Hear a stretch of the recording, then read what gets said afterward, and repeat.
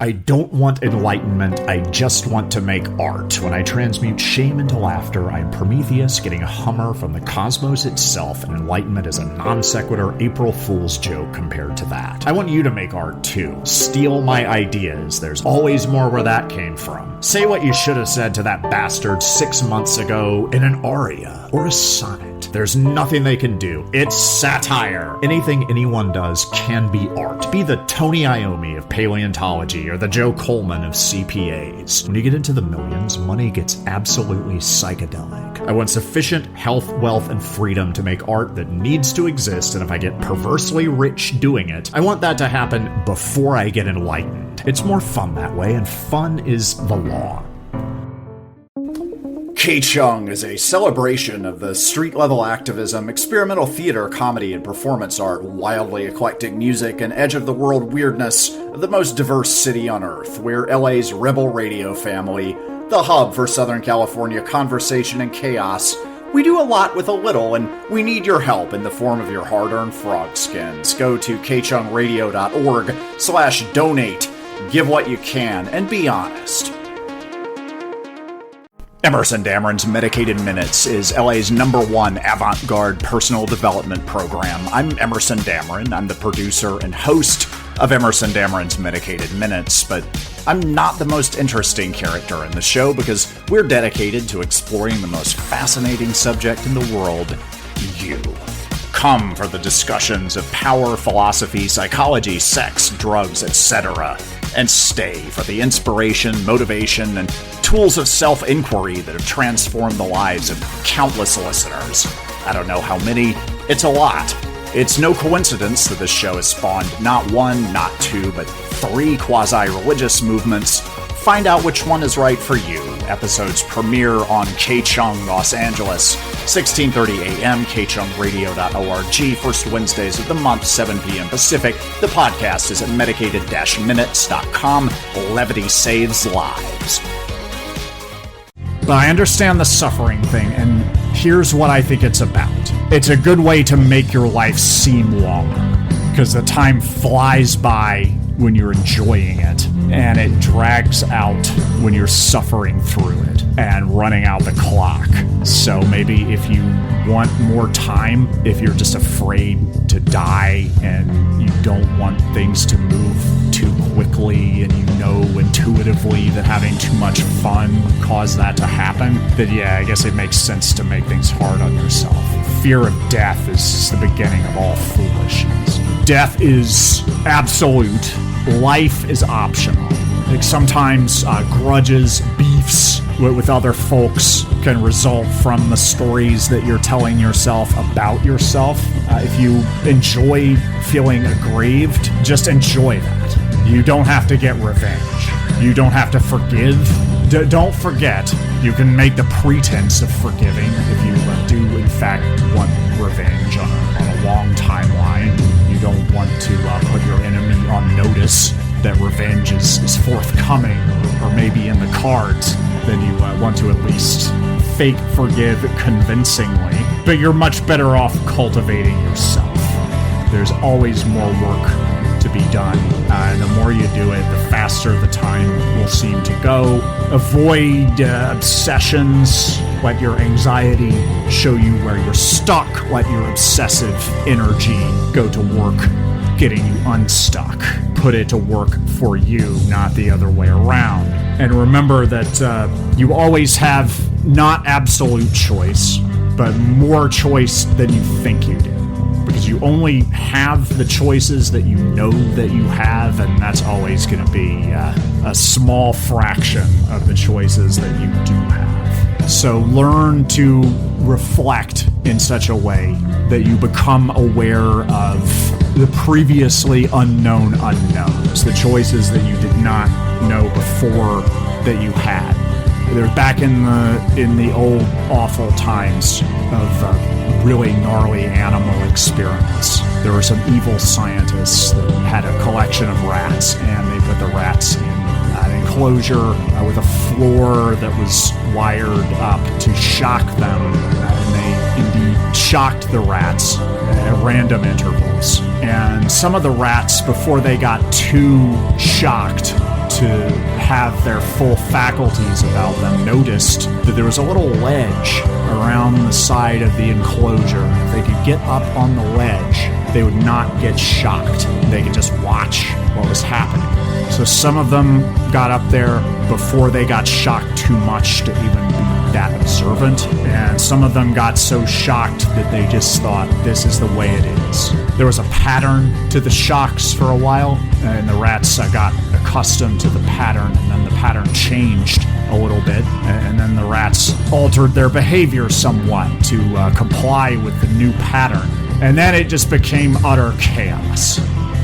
And that's what the business in Hollywood is like. You always have more choices than you realize, and sometimes you choose to do things that aren't so compassionate, that might hurt someone other than yourself, or you might hurt yourself badly and thus hurt other people by proxy. And that is because you are infinitely good and infinitely evil, and so far beyond good and evil that it's just so damn sexy that it's hard to tolerate sometimes.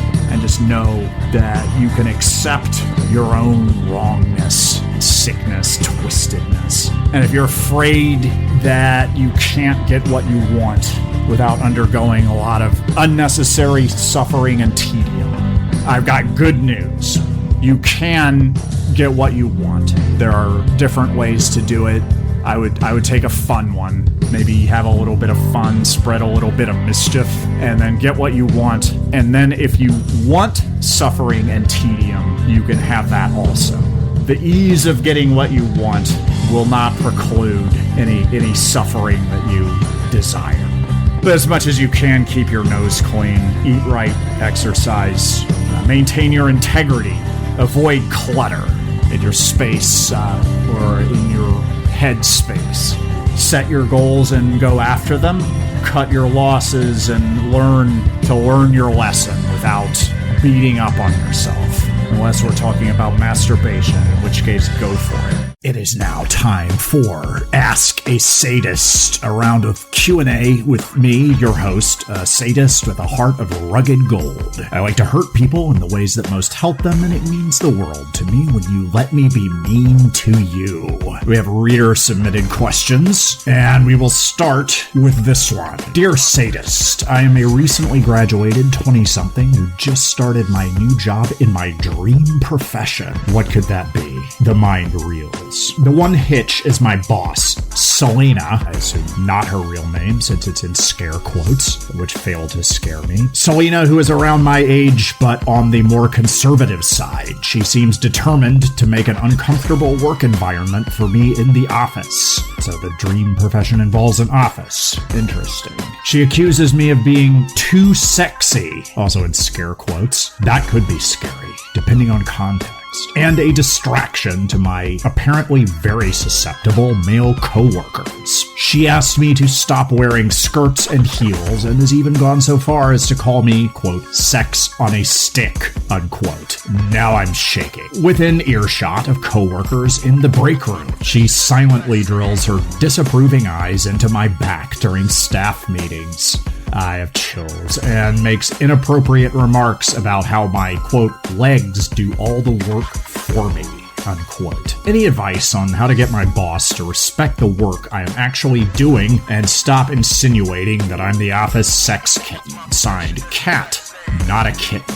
Cats are not known for being joiners or team players. Not that they don't work hard. If you've watched a cat, interestingly, they mostly do this when humans are not looking. But if you've seen a cat hunt in the wild or on the street, it is absolutely fascinating to watch, and it merits a slow motion replay. And I feel the same way about your letter, Cat, not a kitten. The power dynamics here are delicious. The great Oscar Wilde said that everything in the world is about sex except sex. Sex is about power. Power is also about sex because sex is about everything. And we have a heapin' helping of sex and power, which is also about everything, in your anecdote. letter of grievance because you're not getting the respect that you feel that you deserve. 20-something encompasses a wide range. The human brain is not fully developed until age 25, so if you're under 25, you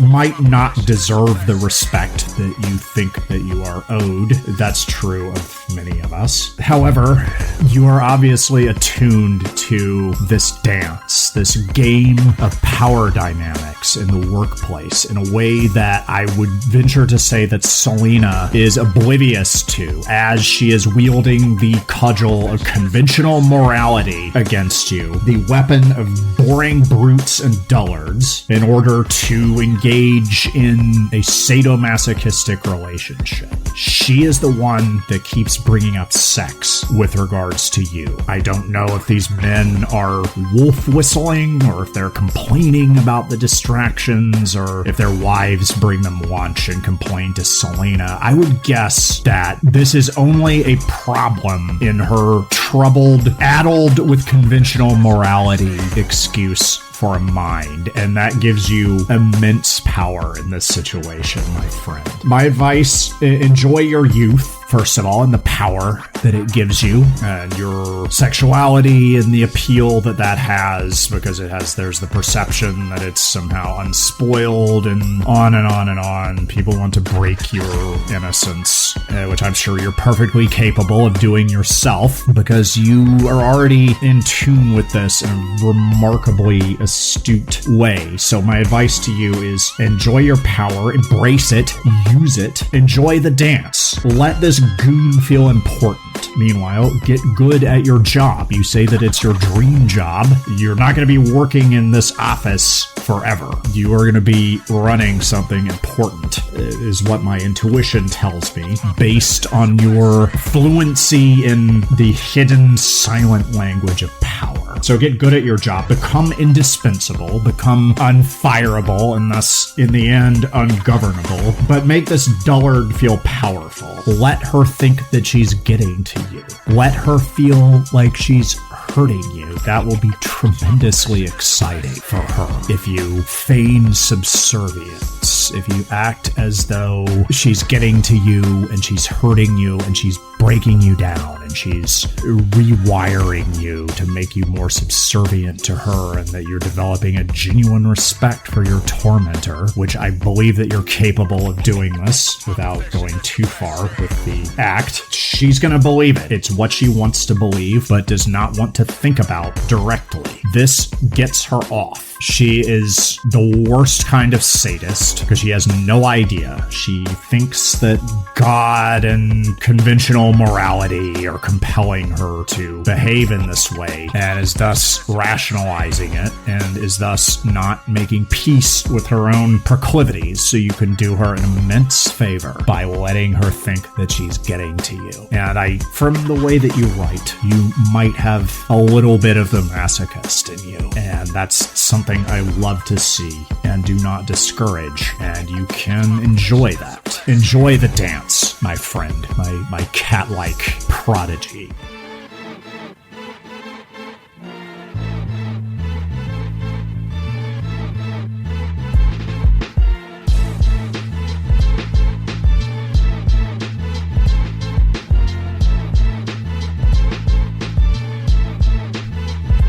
If you're going to get what you want, you have to know what you want. And if you don't know what you want, decide what you want and have a very clear idea, a picture, know what it sounds like, feels like, smells like, and then learn everything there is to know about it. If you want a boat, learn everything there is to know about that boat and boats across the harbor. Quit your job that you hate anyway and spend all of your days in the Marina del Rey Public Library, which has a massive selection of books about boats. You'll be broke because you quit your job. Hopefully you're charming and people will give you money to buy sandwiches because you need that energy to absorb the information that you're reading about boats and philosophy and Crowleyan magic so you can manifest your bloodthirsty demon boat into existence. Know why you want a demon boat. That requires understanding your values, understanding the value of values, how to value them. And quantification is not a perfect paradigm, but it's the one that we like the best in America. The scoreboard doesn't lie. So much like the great philosophers, such as Seneca and Aristotle, you will want to calculate the value of your values using an abacus. Just slide those balls back and forth. Those nice, smooth, hypnotic balls, the way that they move, that clacking sound that keeps your confused roommates awake at night. And hypnotize yourself with the balls, and then believe whatever the hell you want. The important thing is that you take action. Ideas are nothing without massive action, and that means execution. Killing someone is maybe not the best thing that you could do with your time, but it's better than nothing. You are what you do every day. If you're really all in on something, you're going to do it every day, or you're not going to do it at all. So unless you're killing someone every day, you're not really a murderer. So you could kill the ghost over and over again. That would be repetitive, but that would be taking action. Take action. Do it to it. Do the damn thing like we always do about this time. And whatever you do, go all in. As you get in the game and get active, you will encounter problems. The only way to not have problems is to not leave your domicile. And the problem with problems is that you don't know how to enjoy them. And being a grown-ass grown-up involves staying cool in the face of chaos and being the kind of warrior survivor who does not need to have fun to have fun. You're having fun regardless. So go out there and get the problems that get you off. Become a problem for your problems. Put your problems in their place, and then you'll have new and better and more difficult, challenging and rewarding and exciting, very sexy problems. You will tell yourself stories about yourself and your problems and your opportunities and what you think other people think of you and think that you think of you and them, and it goes on, and it's all quite ridiculous. We talk to ourselves about ourselves all day, and it's almost entirely crap. We are wrong about everything. Sometimes in very interesting ways. Most of these stories are just depressing and not interesting or fun. They're like miserable little art films. So, if you're gonna be telling stories to yourself, why not make them exciting? Go on an adventure. Be a hero. Star in a rip-roaring comedy. Or make it porn. Just make sure that you dress well and look good as an action figure, as Mitch Horowitz, the author, advises in his guidelines on style. And if you're afraid to look good, if you're afraid to get your shine shining and your swagger swaggering, when you get the right fit, understand that fear and anxiety are two interpretations of the same thing. If you're not scared, you're not challenging yourself. So if you want to keep challenging yourself and keep improving and improve yourself before all the other people improve themselves and be better than other people, be terrified all the time. Put out a hit on yourself. Know that there's someone out there who's tracking you down and is going to murder you. And understand that anything that you attain or gain could be taken away with the swing of a blade and the vicious sting of betrayal, because anyone could turn on you at any time. You don't really know who you are to those people. Make a plan and be willing to adjust as you go. Plan ahead, plan for the worst. You can hope for the best if you want. That doesn't really matter. But what does matter is that you improvise, iterate, and be able to MacGyver your way out of hell. Plan for chaos, dance with discontinuity, and learn to enjoy drinking your own urine, because you may have to survive off of that. Water is going to be the oil of this century. So drink your own urine and like it. You were born ready for anything. Just get out of your own way and gargle that stuff. Or you can have some of mine. That might be better. Mine is gets excellent reviews.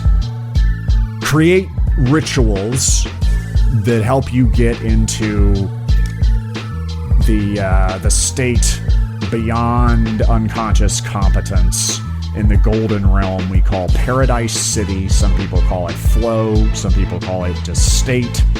That's where you want to be. Every morning, you can do an exercise called the Morning Pages, which is recommended by Julia Cameron in her book, The Artist's Way, which just involves writing 750 words, the equivalent of 3 handwritten pages every day.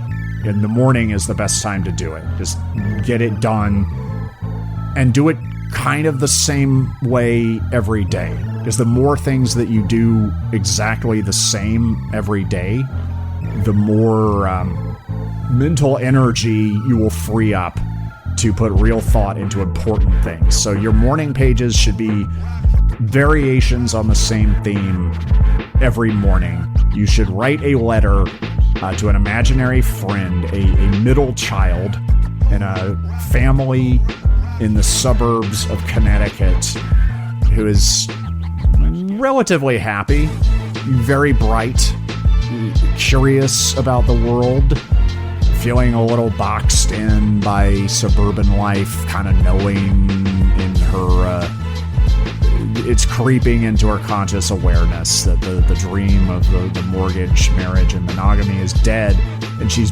bored at a family dinner with relatives who she doesn't really feel anything for, and you can be the hero that she needs every day. She has not yet heard the song Life on Mars by David Bowie. It is your responsibility and will be your honor to introduce her to that song, as well as the rest of his catalog, which will serve her well when she becomes a theater kid later in life, which you will not discourage.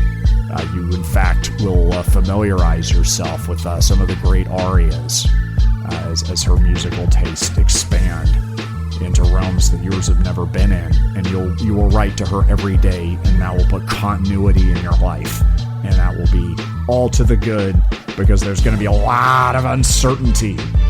You're wrong about everything, but you have to trust your instincts and your experience. That's until you awaken from the daydream. That's really all you got. So if you can't trust your own instincts and experience, you're kind of lost. So that's a good thing to be wrong about, and it will help if you can embrace the power of poetry and paradox and realize that nothing has ever made sense, and we're still trying to make sense of that. That's the struggle of our modern age.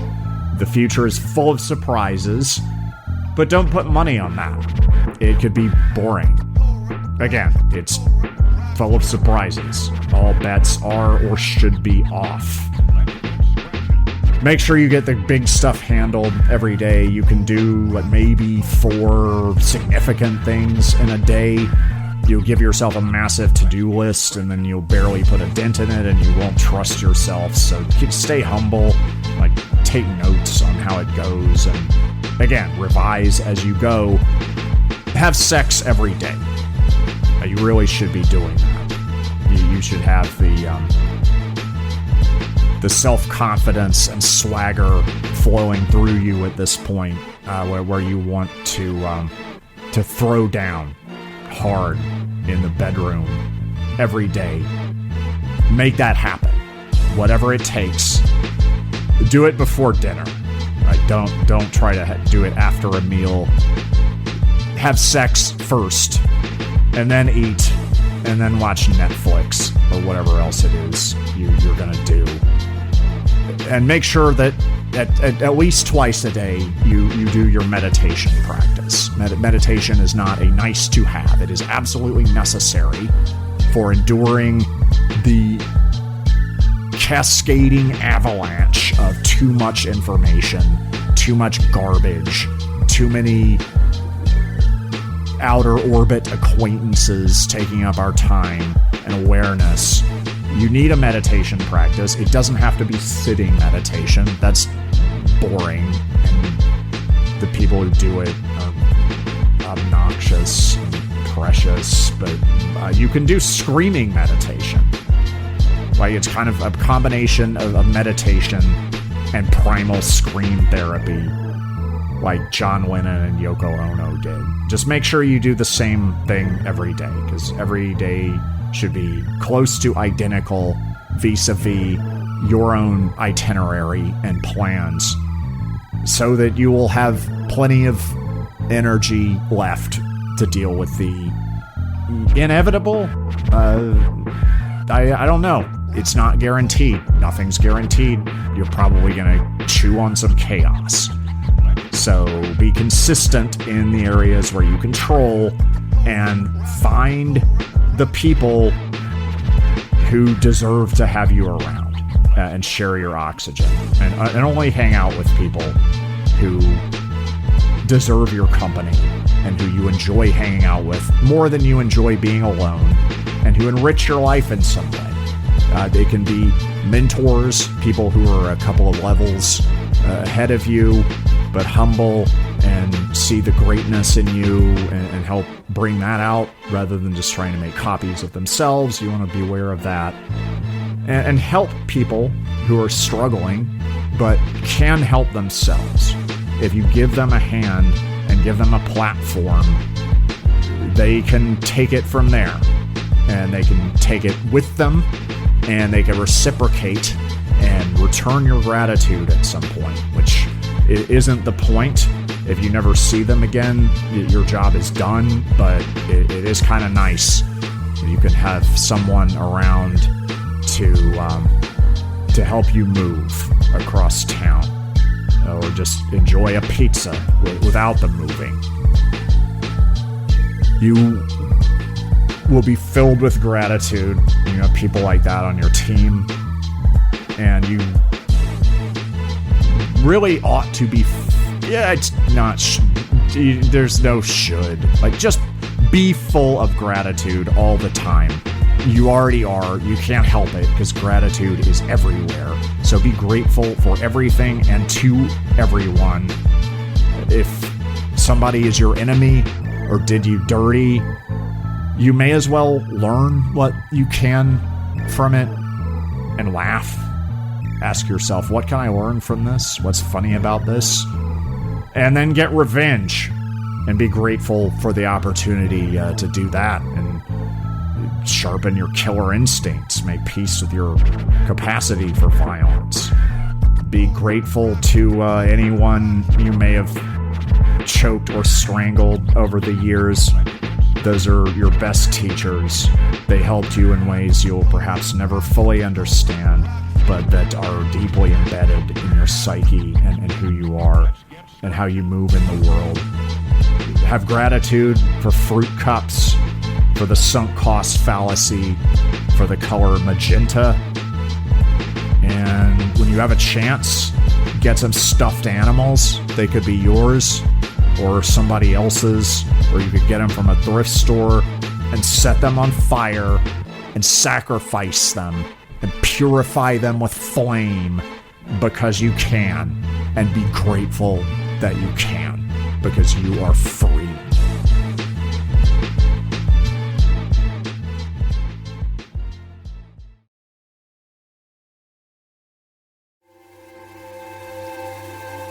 One thing I probably should have prefaced this with, and something you need to know as a person of the screaming release, is you do not have to say things straight out. You do not have to share your true beliefs. First of all, nobody cares. It doesn't matter what you believe in your heart of hearts. People will draw conclusions about you based on how you make them feel and how you affect their lives. Nobody cares what you really think, and you really have nothing to gain by sharing it in most situations, because you don't want philosophical intimacy with most people. And most people do not want philosophical intimacy with you. They don't care what you think. What most people want is to be controlled and infantilized. People pay medical specialists hundreds of dollars an hour to treat them like children. Anything that smacks of childhood regression is forever and always in high demand and goes for a premium price. So people want to be controlled, and they will show you how to control them if you're paying attention. If you haven't noticed how badly people want to be controlled, tune into that. That's the first thing you want to do. Improve your radar and your ability to notice the ways in which people are begging to be subjugated and offering you the resources to do it. People are bad at being animals. We're probably the only animal that's not thoroughly competent and doing the best that it possibly can, which is how we've created the conditions for our own annihilation. Because what we crave most of all is that relief. We suffer and we make up stories. And most people spend most of their time craving and seeking out oblivion. Because the human condition is a nightmare. There's no way out. It does not get better. It gets worse the further in you go.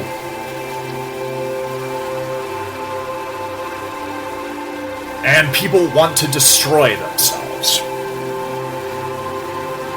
And the best way to control people and the best way to get what you want is to help people get what they want.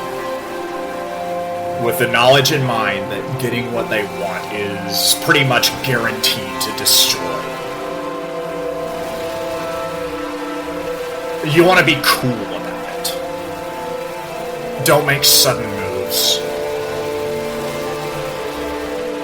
Don't explain to people what you're doing unless you're hiding it in plain sight. Just figure out how to control them. Figure out what they think they want, what they really want, where the overlap is there, and then help them get it. And that will eat them alive.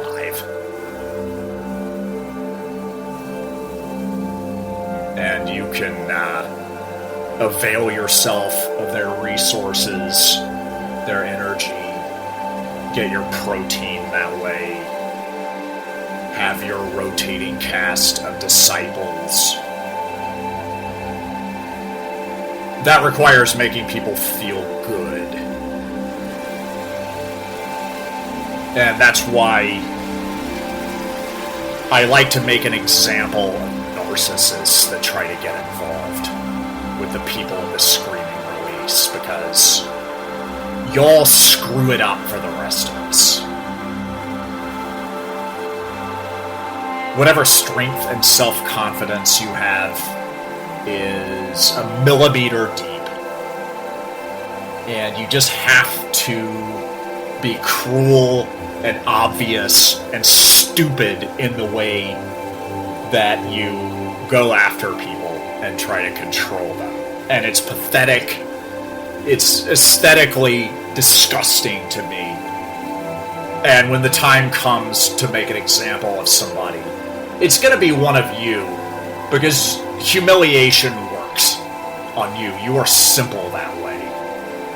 I love to fail. The world is my laboratory.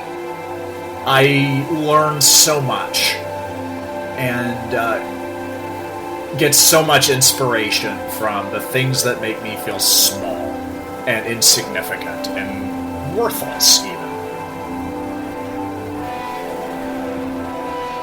If it doesn't, it's not a good learning experience. And it is good to be king, but if you're the smartest person in the room, you're not in the right room for learning.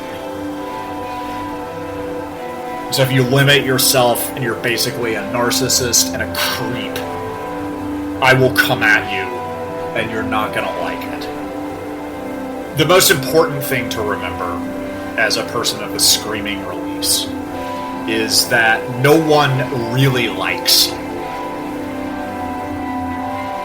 That's a tough one, but it is worth keeping very much in mind at all times. Nobody likes you, nobody cares. You are alone in the world. People care about what you can do for them. They care about how you make them feel about themselves, how you fit into the scheme of their lives. Know that, absorb it. Once you've really figured that out, you can do pretty much anything you want, and way, way more than you ever thought you were capable of.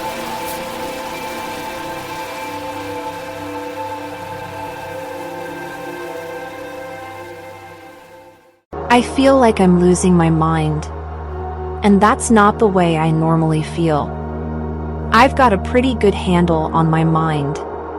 All my friends say so, and they would know, as they're successful people with punishing standards for excellence.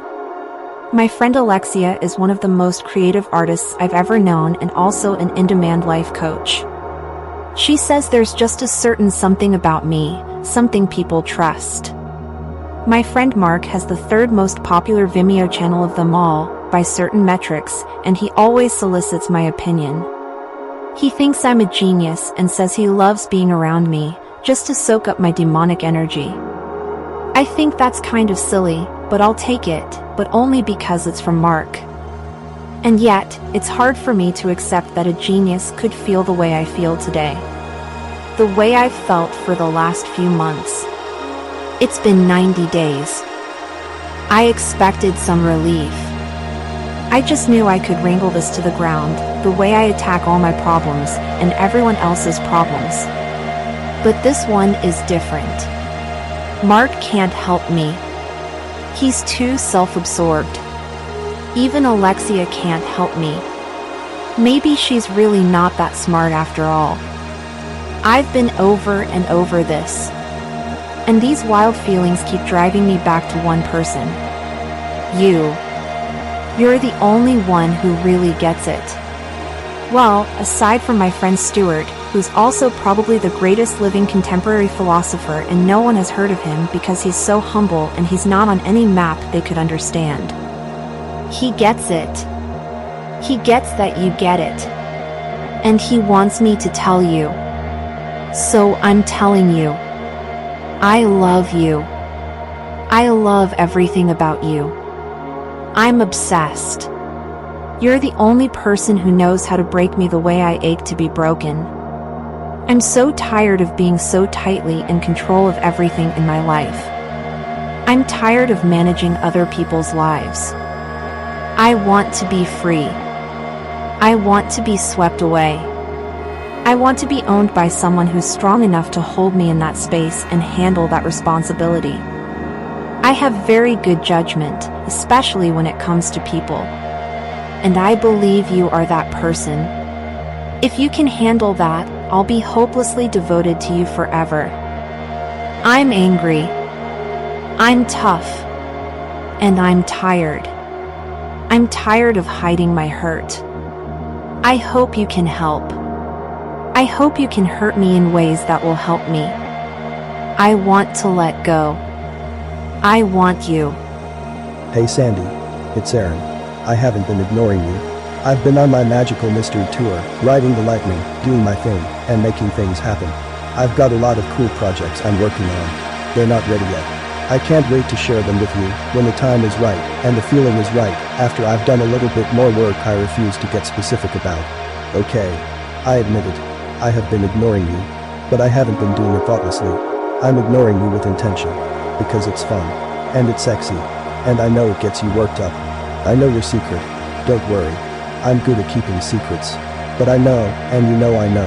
And we both know why you have to protect your little secret. You've accomplished so much in your life. Everyone who knows you loves you, or at least respects you. Most of them want to be you. But you're not so sure you want to be you anymore. You'd love to have another option, another woman to be. Underneath your tough, successful exterior, you crave submission. You long to be dominated and owned. You want to let go. Give in. Give up. Get lost in your lust. Throw yourself into the lava of pure sensation and experience. You're in luck. Because I like you. A lot. We both know that. Well, now that I think about it, I'm not sure. But, admittedly, you have your flaws. And I don't know if you're ready to get what you really want. You're more screwed up than you like to admit. You're a self-centered, mean-spirited little elitist, and you're afraid to let go. It takes a special kind of person to break through that, to coax and seduce you, to release the real you underneath all that static and noise. I want to be that person. I want to own you, to break you, to take you to the place where you really want to be. Well, part of me wants that. If I get around to it. You're right about one thing. We do fundamentally get each other. We get each other in the ways we've always longed to be gotten. You're one of an infinitesimally small number of people I've encountered in my global travels who gets it, who gets me, and who gets yourself, even if you don't see the full scope of it yet. You're so healthy it makes me sick. I want you, and I'm starting to enjoy wanting you. I want you to know that, to feel it, to live it, to release your control. I want you to want me too. I want you to want me to want you. I want you to meet me more than halfway. I want you to beg for it. You love it, don't you?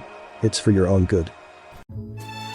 I'm breaking up with you again for the last time this time. Have I handled this as well as I could have? Absolutely not. I would have ended it a year ago, but the sex was so good in the beginning. I was still chasing that dragon. God, it was degrading. I never specifically told you I hate being lied to, so maybe you thought I was into that. I don't care because I may always love you and be the world's foremost scholar on you, but I don't trust you anymore. From now on, I trust my instincts and experience because I'm a wild animal. I'm in the red chakra. I'm pure passion. You've been over and over and over everything I did wrong. I'm an avoidant weirdo and a screw up and a bad person. I can be a lot worse and screw up, down, and around a lot harder than that, and you won't get to experience it. The women who do will be women who put you in the shade, who are excited about my personal growth and my hardcore slut phase this summer. It may leave me feeling empty inside. I'm willing to risk that. I'm sorry I hurt your feelings, except I'm not, because I'm done apologizing. I'm not sorry I said I'm sorry that time, because I'm not sorry at all anymore. I've got my confidence back. I hate you so much. I want to screw you almost to death, but not entirely, because I have integrity and I care, and one day you'll realize how hot that is. I could leave tomorrow morning after a vigorous round of goodbye hate sex, but I'll leave now, no matter how touch hungry I am. Peace. Call me.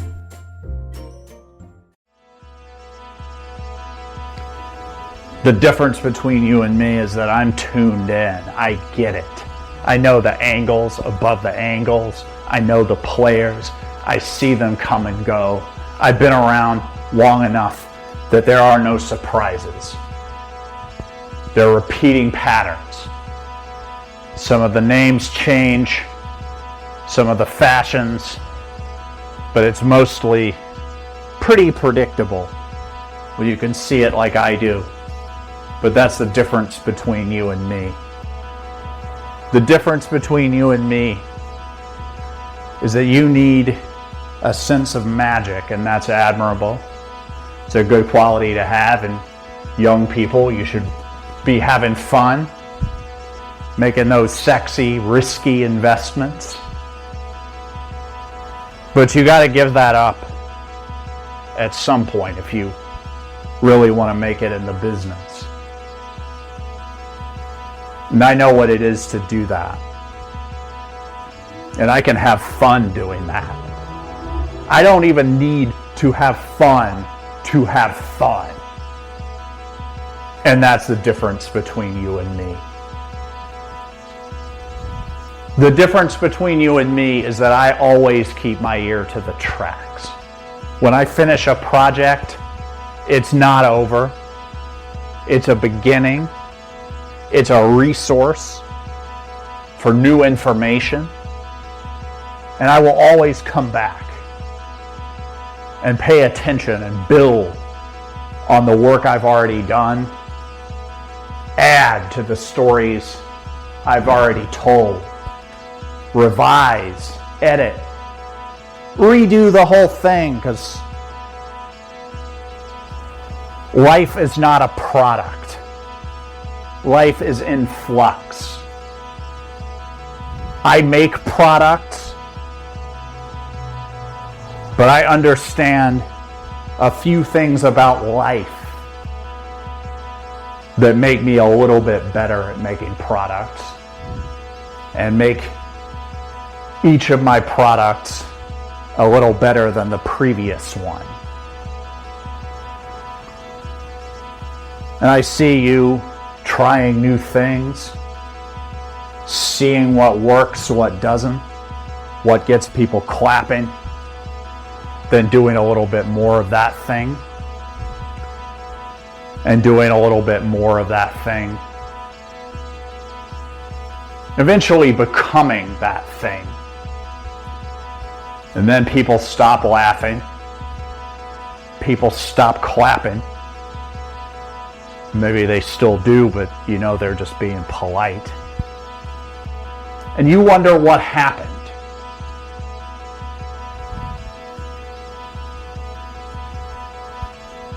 And that's the difference between you and me. Is I don't always know how things are going to happen. But I got a pretty good idea of what's going to happen. And I can help you understand if you're interested, if you want to know. But you'd have to ask. And you're proud. You want to figure things out on your own. That too is admirable. I certainly understand taking credit for things. And the fact that I get most of my ideas from other places has never stopped me from doing that. But I ask, I listen, I look, and I learn. I don't try to do it myself. It does itself through me. The work flows through me. For I am a conduit for the source, for the power, for the genius. And you're a conduit for yourself, and that's the difference between you and me.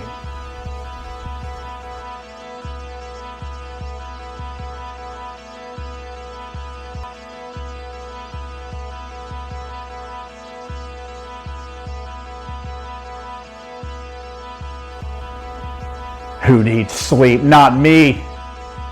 I get all my best work done when you're sleeping.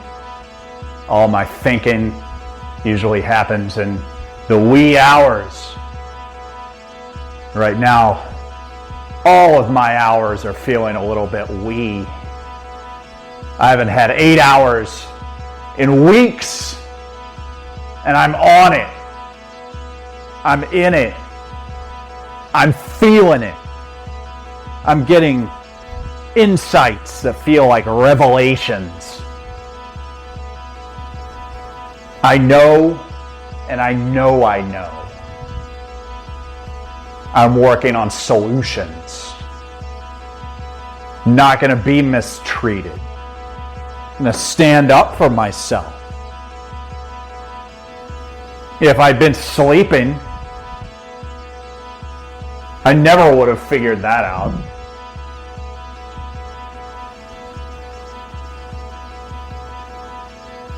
I don't want comfort. I want reality. I want the truth. I want to know the things that get squeegeed away from the mind in the sleeping hours. I want to feel so fatigued that the seconds just drag by. And I have so much time. And the fatigue, the tiredness, makes everything feel like a lot more effort, which makes it feel a lot more real.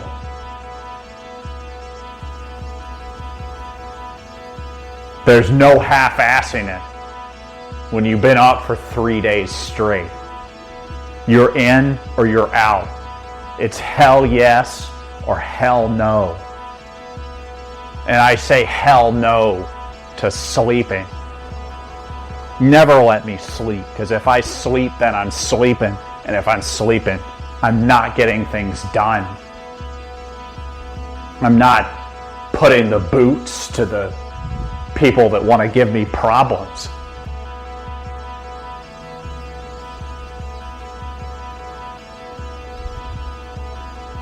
Oh yeah, I'm not drinking water either. Drank a gallon of water about 3 days ago. Now I have no need for it. And even if I did drink it, I don't think I could keep it down, because I'm not keeping anything down right now. The waves of nausea. Feels like I'm on a boat right now. And in a sense I am. Because I can control my own perception of what's going on in my waters. I can edit. I can enhance. I can add madcap comedic elements.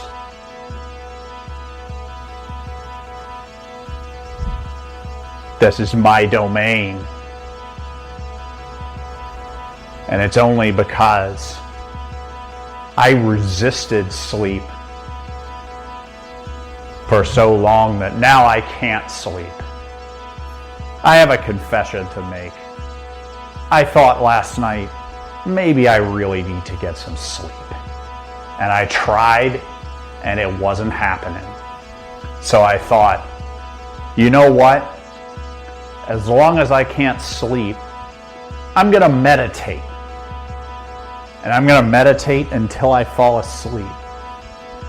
And I thought this would incentivize me to fall asleep, because if I don't fall asleep, I have to keep meditating, and that's hard work. I meditated for 4 hours. I saw God, or something like it. I revisited my childhood. I revisited earlier childhoods that I've forgotten about. That's what I'm doing.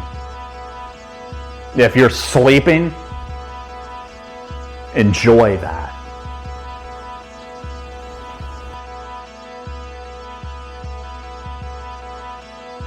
I'm not safe. I have discovered some information that has come to light that has taken me from the point of thinking, well, this is a pickle, into this is a really screwed up situation and possibly not a safe one for me to be in. Since then, I've, as I've mentioned, had some difficulty sleeping. I've felt waves of nausea, which have made it difficult to keep my food down. And I've had the overwhelming sensation of physical fear, of fight, flight, freeze that tells me on a molecular level that I'm not safe. I've learned a little bit more about people that I thought I could trust. I've seen the other side,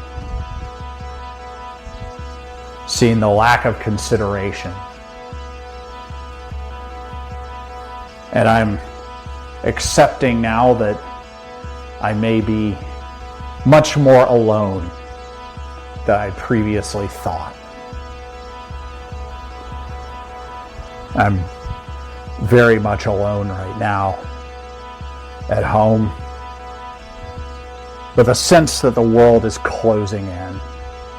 The problem-solving part of my brain is spinning, trying to figure out an exit strategy, a way to get out of here. I know that I took a big risk, just followed by a series of bigger and bigger risks. And they were fun. I enjoyed the risk. I was willing to compromise some of my safety to get that jolt of adrenaline, to see what would happen, to make this place my laboratory. But maybe it was a little bit too much of a compromise, because I gave up on a lot of my safety. And now that things have turned around on me, maybe aren't going so much in my favor, I'm starting to get scared. I'm starting to think that perhaps I'm not safe. There are people that I thought had just screwed up. I rarely attribute to malice what could be just as well explained in terms of incompetence or mistakes, but I'm starting to think that not only are these people hurting me on purpose, they might be getting off on it. And that's a little scary. I don't want to go down. I don't want to be in pain. I don't want to lose what I've worked so hard to gain. But if I do, I at least don't want people to enjoy it. I want to run, but there's nowhere to go. So I'm hiding in my closet, rocking back and forth.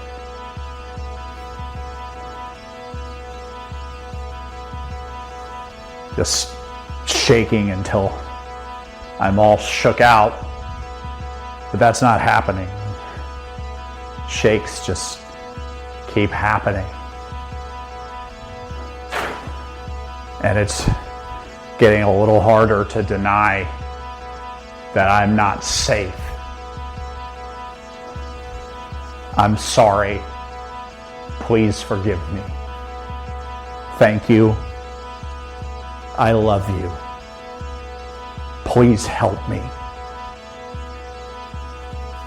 I'm still here, but I'm not safe.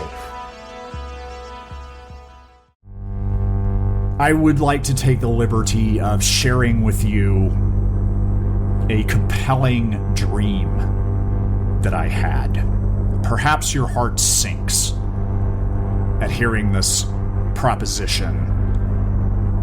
A lot gets lost in translation, typically, when people talk about their dreams, because so much of it is drawn from our own soups of symbolism that some of it's universal, some of it is distinct to us, enough of it is ours and not anyone else's, that a lot gets lost in translation. And a lot of times it makes sense to us on an emotional level in a way that we have not fully sussed out, but other people don't have that luxury. They don't have all of the same material that we do. Nevertheless, I would posit that this dream is not only relevant to the intensive work that I've been doing on myself, but maybe of broader general interest. I think it's worth the risk of sharing it. To begin, I will say that I am more a fighter than a lover. I'm working on making peace with my capacity for violence, and there's a lot of violence in this dream, and I'm okay with that because it didn't really happen outside of the dream. It is of symbolic storytelling utility within the dream, and it is important for us to acknowledge and cultivate our capacity for violence. If we are not ready to kill when necessary, it makes us hard to trust and rely on in a potential combat scenario or the age of discontinuity, which comfort will give way to chaos. It's already underway. You must be ready and able to kill, but not willing. That's where it gets weird. You should never initiate any violence in real life unless it is very much called for.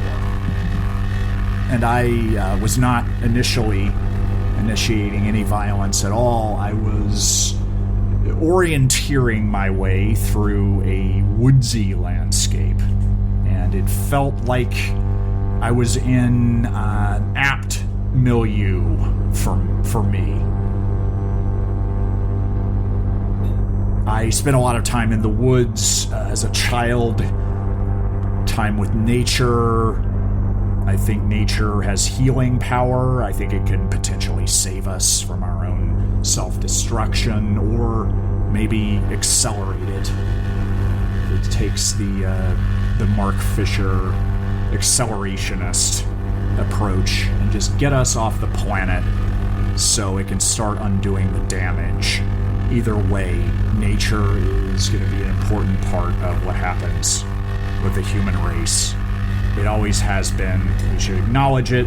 The woods have always been a place of peace for me. It's where I went when I got dumped the first time, when I stopped believing in God. In the evenings, in the twilight hours, I would walk with my father down a paved road, which was surrounded by woodland on either side, and we would sometimes encounter copperhead snakes that had come out to make themselves comfortable on the pavement. My dad carried a hatchet for the purpose of beheading them on sight. They're poisonous snakes. I guess he wanted to exercise an abundance of caution, or make peace with his capacity for violence and actually kill something that would not be missed by anyone who could have an effect on his freedom or reputation. I don't necessarily condone it, but I was always interested in if a copperhead loses its head, is it still a copperhead? It's a bit of a Ship of Theseus flavored problem. I was traversing the wilderness day and night, using the North Star to navigate, and I was extremely dissociated. I was not in touch with my body. I could tell from looking at myself that I was quite jacked compared to how I am in waking life, in which my nervous system has taken a beating over the last few years. I've lost a significant amount of weight, as more than one person who has known me for a minute has observed. In the dream, I am a beefcake extraordinaire, but I can't really enjoy it in an embodied way because I'm just very dissociated and not in touch with my body. Some people love dissociation and pay good money for it. Aficionados of ketamine and other dissociative drugs will overpay obscenely for the experience of dissociating. I wouldn't say that I love it, but I see the utility, and I could feel, or not feel, as the case may be, in the dream that I was becoming a more effective conduit.